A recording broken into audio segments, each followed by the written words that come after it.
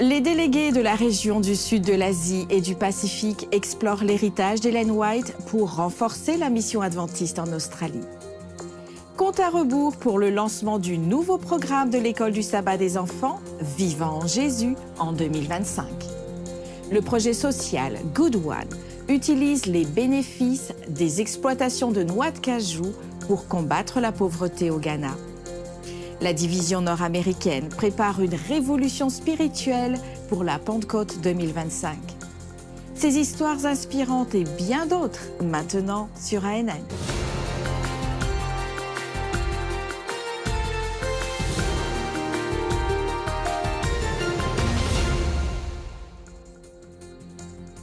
En Australie, un groupe de délégués de la division du sud de l'Asie et du Pacifique de l'Église adventiste du 7e jour a entrepris un voyage significatif. Ils ont retracé les pas de la pionnière adventiste Ellen White, revisitant son héritage missionnaire. Leur objectif était de créer des liens avec le passé et de renouveler leur focalisation sur le travail missionnaire. La délégation, composée de 47 membres, s'est lancée dans une visite d'études conçue pour mettre en lumière les contributions clés d'Ellen White pendant son séjour en Australie. La visite comprenait des visites de lieux significatifs liés à son travail missionnaire, tels que l'hôpital adventiste de Sydney et son ancienne maison Sunnyside. À travers ces visites, les participants ont réfléchi à la manière dont la vision et l'engagement d'Ellen White ont jeté les bases d'institutions qui continuent de servir les communautés aujourd'hui. Ils ont également appris sur son travail qui se déroulait souvent malgré des défis personnels, y compris la maladie et des soucis financiers. Le leadership et la résilience d'Ellen White étaient évidents alors qu'elle continuait à écrire des ouvrages influents. Ce voyage a été plus qu'une simple réflexion historique. C'était un rappel que le travail qu'Ellen White a commencé est toujours vivant et inspire une nouvelle génération de dirigeants. Et maintenant, une annonce sur l'école du sabbat des enfants. En janvier 2025, le nouveau programme Vivant en Jésus sera lancé. Il comprend des histoires bibliques captivantes, des activités interactives et des ressources pour les parents et les enseignants.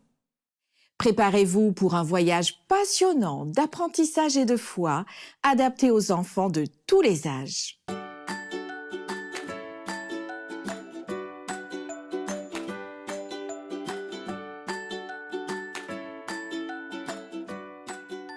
La division nord-américaine annonce une grande nouvelle. Nous avons adopté un nouveau programme de l'école du sabbat des enfants, Vivant en Jésus, créé par le département de l'école du sabbat de la Conférence générale des adventistes du 7e jour. Ce programme est unique dans son approche. Il équipe et responsabilise des parents, des soignants, des enseignants pour guider les enfants vers une relation dynamique avec Jésus. De plus, un aspect essentiel est l'exemple donné par les enseignants, les responsables et les parents de Vivant en Jésus, qui font preuve d'une passion et d'un amour pour Jésus si joyeux qu'il se propage d'un enfant à l'autre. Peux-tu imaginer une forme d'évangélisation plus solide que celle d'un enfant à un autre? Tout comme la Bible devient centrale dans nos vies lorsque nous demeurons en Jésus, la parole de Dieu est le cœur et la fondation du programme Vivant en Jésus. Vivant en Jésus montre aux enfants que les vérités bibliques sont immuables et fiables et qu'elles fournissent une base solide pour l'épanouissement de leur foi. Marquez vos calendriers pour janvier 2025. Le nouveau programme Mes petits pas pour les enfants de la naissance à 12 mois sera lancé en Amérique du Nord dans les églises adventistes. Et le nouveau programme Berceau pour les enfants de 1 à 3 ans démarrera en même temps. Les deux tranches d'âge sont axées sur le modèle de la louange familiale et la joie de connaître, d'aimer et de servir Jésus et d'inspirer les enfants à l'Aklatirouya, Jésus.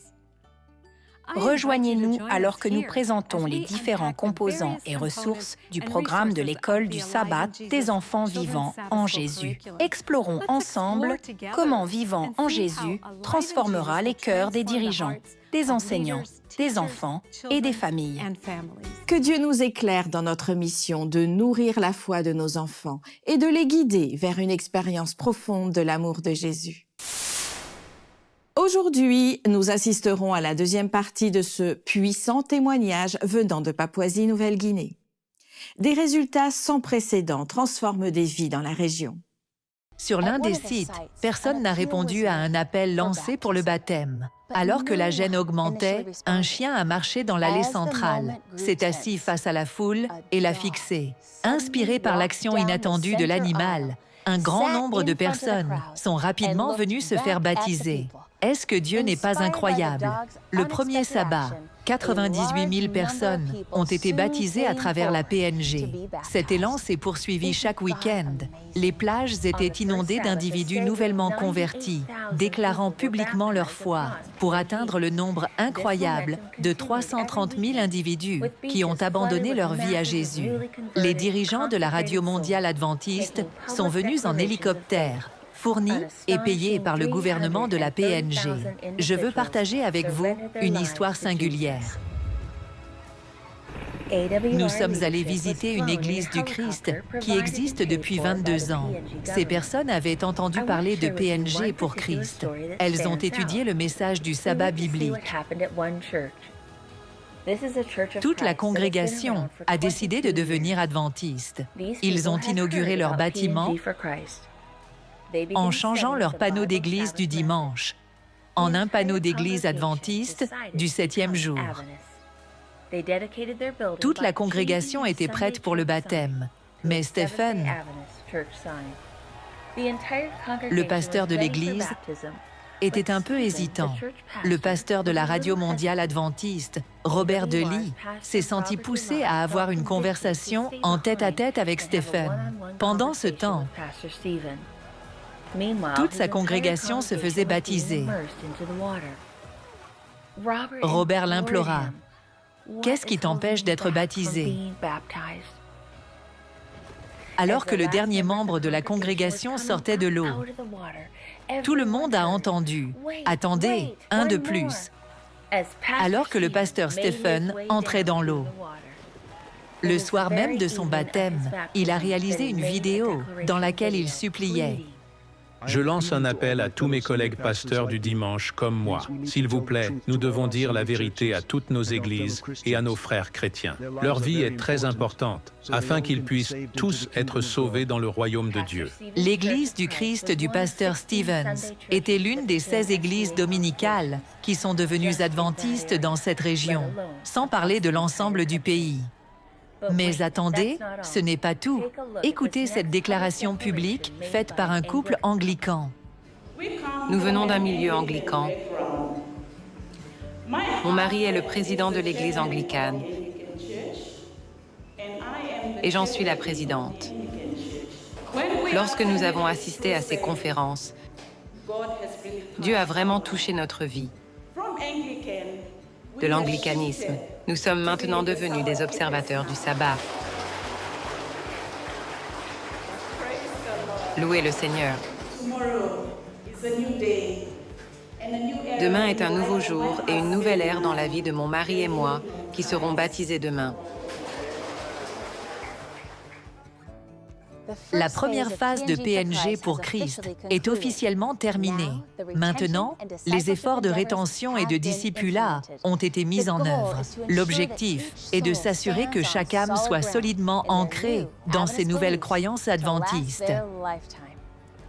Les classes de rétention de membres ont commencé le lendemain et les églises étaient pleines de nouveaux convertis prêts à agir. Les enfants sont engagés dans les explorateurs. Les femmes ont formé des groupes bibliques et des services communautaires d'Orcas. Chaque personne baptisée est guidée, pleinement intégrée et activée dans une église adventiste locale. Les nouveaux membres sont enflammés pour Dieu, équipés pour partager les puissants messages des 3 anges qu'ils ont acceptés. Les rayons de lumière brillent à travers la Papouasie-Nouvelle-Guinée. Grâce au soutien fidèle des donateurs, la Radio mondiale adventiste repousse les limites de la technologie et implémente de nouvelles stratégies. Aubrey Weir s'acquitte du mandat évangélique d'aller et de prêcher dans le monde entier afin que la fin puisse venir rapidement. Des histoires comme celle-ci sont encourageantes.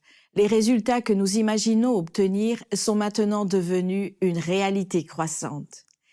Des vies changent et l'espoir se répand. Cap sur le Vanuatu, un archipel dans le Pacifique Sud où la seule école adventiste du pays vient de célébrer une étape historique. L'école secondaire adventiste Epauto, située à Port Vila, la capitale du Vanuatu, a célébré son 20e anniversaire avec une série d'activités, y compris des expositions, des parades et des compétitions entre élèves.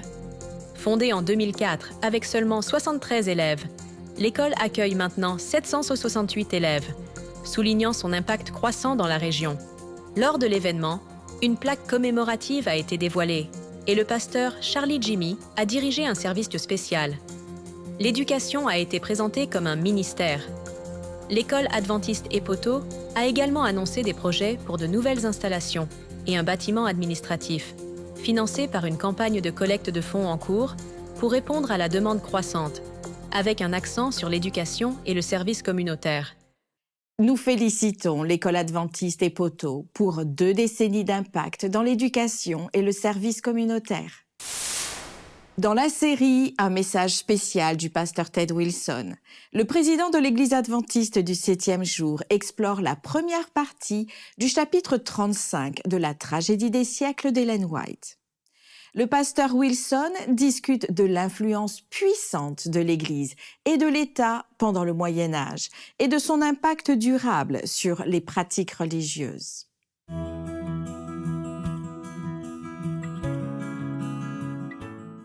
Greetings, friends. Bonjour, chers amis. Aujourd'hui, je voudrais prendre un moment pour exprimer ma gratitude envers le Seigneur pour la liberté religieuse dont beaucoup d'entre nous bénéficient aujourd'hui. Bien qu'il y ait des pays où les gens ne sont pas libres de suivre leur propre conscience, de nombreux autres pays, y compris les États-Unis, offrent encore la liberté religieuse pour tous. Cependant, comme l'histoire le révèle, la liberté religieuse est un concept relativement nouveau. Pendant des siècles, l'Église et l'État étaient unis, l'État étant souvent dominé par l'Église. Dans notre lecture de ce merveilleux livre, La tragédie des siècles, nous avons vu comment la persécution survient lorsque l'État devient un instrument qui impose les enseignements et les dogmes de l'Église. Cela a été le plus clairement illustré pendant ce qui a été appelé le Moyen Âge, lorsque pendant plus de 1000 ans, l'Église catholique romaine détenait le pouvoir d'imposer ses dogmes. Pour gagner plus de partisans au cours de ces premières années, l'Église romaine a adapté plusieurs pratiques païennes, y compris le culte des images et le culte du soleil. À mesure que l'Église continuait de croître, elle s'efforçait d'établir le jour vénérable du soleil, le dimanche, comme le jour du Seigneur, tentant de remplacer le sabbat du 7e jour de la Bible. Nous lisons dans la tragédie des siècles des édits royaux, des décisions de conciles généraux, des ordonnances de l'Église appuyées par le pouvoir séculier, tels sont les moyens qui furent employés pour donner à une fête païenne une place d'honneur dans le monde chrétien. En 321 après Jésus-Christ, l'empereur romain Constantin, un converti, en théorie, au christianisme, a introduit la première mesure publique imposant l'observation du dimanche. Pour visionner l'épisode complet et d'autres vidéos explorant plus en profondeur la foi adventiste et son histoire, visitez notre chaîne officielle sur YouTube. Imaginez une entreprise où chaque dollar compte. C'est exactement l'objectif que Good One atteint. Transformer des noix de cajou en une force de changement. En s'associant à ADRA, ils ont créé un modèle dont les bénéfices alimentent des projets communautaires en sauvant des vies et en redonnant espoir. Dans cette main, vous avez une agence de développement et de secours basée sur la foi qui lutte contre la pauvreté dans plus de 100 pays à travers le monde. Et dans cette main, vous avez certains des meilleurs ingrédients que Mère Nature peut fournir. 100% naturels, biologiques et cultivés de manière durable. Quelle main choisissez-vous? Avec Good One, vous n'avez pas à choisir. Lorsque vous combinez le travail mondial de l'Agence de développement et de secours adventiste avec une agriculture durable axée sur la communauté, voici ce que vous obtenez. Des produits goûteux et qui font du bien. Good One s'associe avec des agriculteurs et des distributeurs au Ghana pour récolter, emballer et vendre des noix de cajou qui garantissent le label biologique. En employant des membres de la communauté locale pour cultiver et produire des noix de la plus haute qualité, nous offrons des emplois et proposons des produits naturels et délicieux, déjà en forte demande dans plusieurs pays à travers le monde. Et le plus beau dans tout ça, c'est que cette forte demande pour ces noix génère des bénéfices qui ont un objectif. Good One s'associe à ADRA pour s'assurer que 100% de tous les bénéfices sont réinvestis dans des projets communautaires. Ce n'est pas simplement des noix de cajou. Le modèle commercial de Good One est reproductible dans le monde entier. Comme dans les îles Salomon où le cacao est un produit agricole florissant, rendant les possibilités infinies. Good One parle de possibilités. Imaginez ce que le monde serait si les entreprises étaient plus axées sur la communauté et si les agences humanitaires étaient plus autonomes.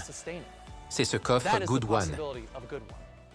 Il est inspirant d'observer la synergie entre affaires et mission. Good One démontre que les possibilités sont infinies lorsque les profits sont utilisés pour le bien commun. Bien que plus qu'une simple entreprise, Good One est un mouvement qui bâtit un avenir meilleur. Pentecôte 2025 est un mouvement encourageant les adventistes du 7e jour en Amérique du Nord à organiser plus de 3000 événements d'évangélisation tout au long de l'année 2025. Les membres et les dirigeants sont équipés d'outils et de ressources pour une évangélisation efficace. Alexander Bryant, président du champ nord-américain, partage les détails de l'initiative et appelle les adventistes à rejoindre ce grand mouvement. J'ai débuté mon ministère pastoral il y a environ 40 ans dans cette église. Il y a un peu plus d'un an, cette église comptait seulement 5 membres réguliers. Nous avons organisé une campagne d'évangélisation l'année dernière en août et 19 âmes précieuses ont été baptisées. Maintenant, ils sont 25 en moyenne et certains sabbats, plus de 35. Ils prévoient de faire partie de Pentecôte 2025. Pentecôte 2025 n'est pas un événement. C'est une initiative globale comprenant tous les ministères de Jésus, le ministère de la compassion, le ministère de l'enseignement et le ministère du discipulat. Au cœur de Pentecôte 2025, il y a une reconnaissance de notre besoin de la dernière effusion du Saint-Esprit. C'est un engagement à prier avec ferveur pour que la dernière pluie se déverse. C'est un engagement à s'engager dans le ministère compatissant de Jésus à travers des activités communautaires, à répondre aux intérêts de ceux qui sont ouverts à la connaissance de Jésus, à proclamer l'évangile éternel de Jésus-Christ, à s'engager dans le discipulat de nouveaux membres. Enfin, c'est un engagement à recommencer ce cycle. Nous mettons au défi tous nos pasteurs et laïcs à travers le territoire de la division nord-américaine de mener collectivement plus de 3000 réunions. Si vous n'avez jamais organisé une campagne pour proclamer le message de l'Évangile, c'est le moment. Nous recherchons des débutants et des personnes expérimentées. La Pentecôte a commencé dans un petit endroit. pas très différent de celui-ci. Et Dieu a puissamment béni. Il a accompli des miracles extraordinaires par la puissance du Saint-Esprit. Aujourd'hui, nous demandons ces mêmes miracles par sa puissance. Unissons-nous et prions avec ferveur pour la pluie de l'arrière-saison et engageons-nous à proclamer l'évangile éternel de Jésus-Christ comme jamais auparavant, car nous demandons le Saint-Esprit comme jamais auparavant. Revivons la Pentecôte en 2025. Rejoignez-nous. Rejoignez-nous. Rejoignez-nous.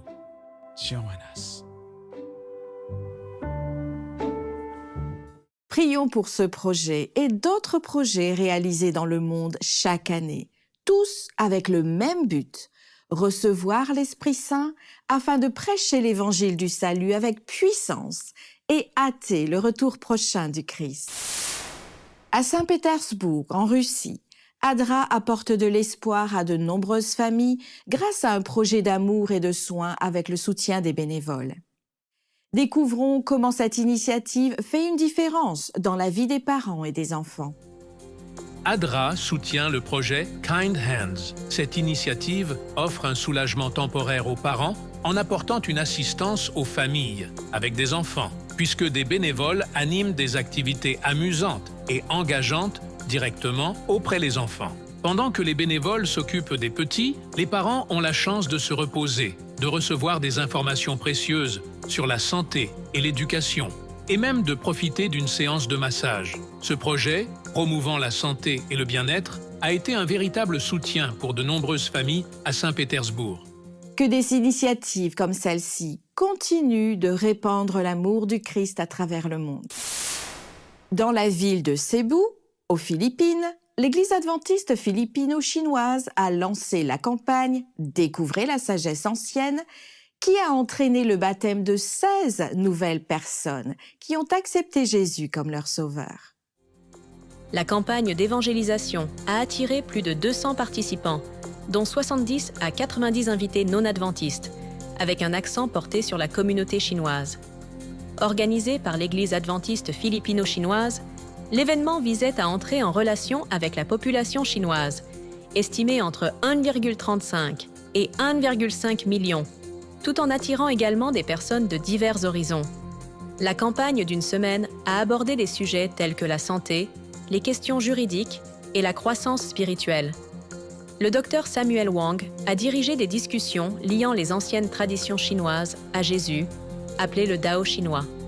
16 individus se sont engagés envers Jésus par le baptême, soulignant la mission de l'Église de répandre l'espoir et l'Évangile à divers groupes, en particulier dans la fenêtre 10-40.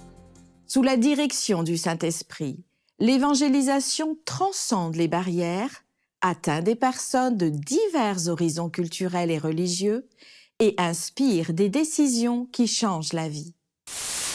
Découvrez le parcours inspirant du couple missionnaire Lewis et Ella Finster, pionniers de l'espoir qui ont introduit l'évangile de Jésus aux Philippines et établi la première église adventiste du pays. Leurs efforts ont contribué à construire une communauté de plus d'1 million d'adventistes et des milliers d'églises et d'institutions à travers le pays.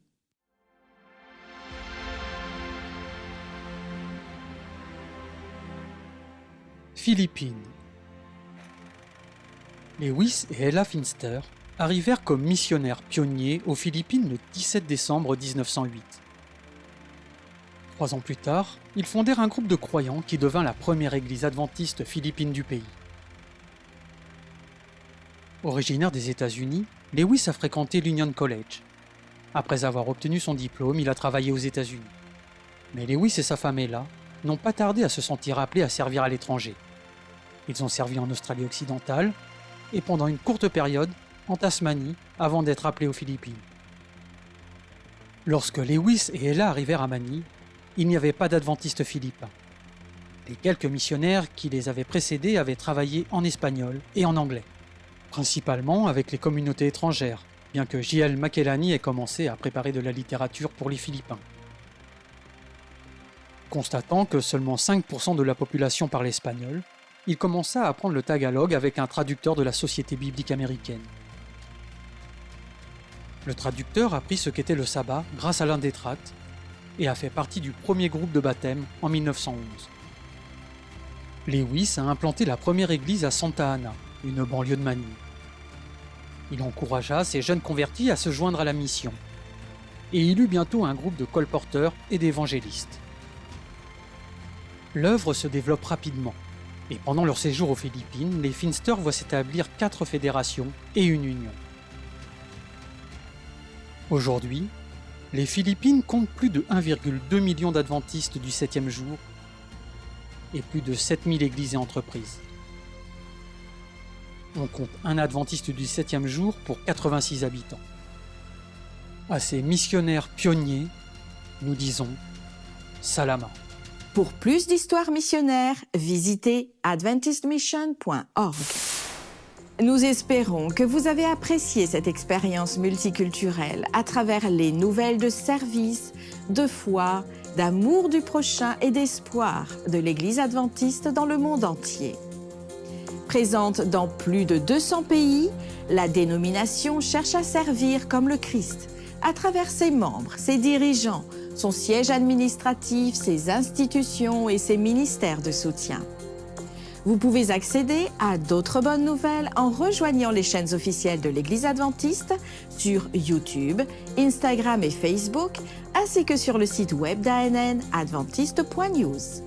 Partagez votre parcours de foi et soumettez vos sujets de prière sur nos chaînes. Et avant de vous quitter, nous vous laissons avec les paroles inspirantes du livre de Deutéronome au chapitre 31 et au verset 6. Fortifiez-vous et ayez du courage. Ne craignez point et ne soyez point effrayés devant eux, car l'Éternel, ton Dieu, marchera lui-même avec toi. Il ne te délaissera point, il ne t'abandonnera point. Étudiez la Bible quotidiennement pour découvrir d'autres merveilleuses promesses d'espoir. À la semaine prochaine pour un nouvel épisode d'ANN. Prenez soin de vous et que Dieu vous bénisse.